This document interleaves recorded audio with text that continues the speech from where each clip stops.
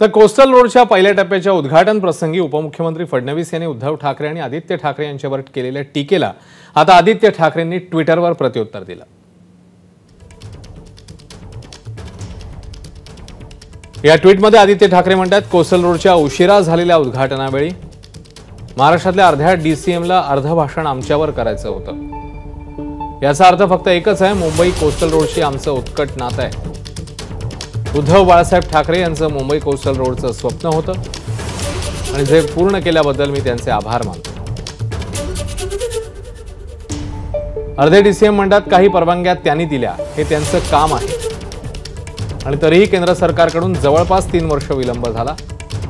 Coastal रोडच्या अर्धवट उद्घाटनात सध्याच्या राज्य सरकारने विलंब कसा केला ही लाजिरवाणी बाब आहे, असंही आदित्य ठाकरेंनी म्हटलेलं आहे। भाजपच्या नेतृत्वाखालील हे सरकार महाराष्ट्राचा अपमान करण्याची आणि मुंबईला त्रास देण्याची प्रत्येक संधी कशी घेतं हे पाहणं किळसवाणं आहे। सवयीप्रमाणे अर्धे डीसीएम सर्व श्रेय घेऊ शकतात,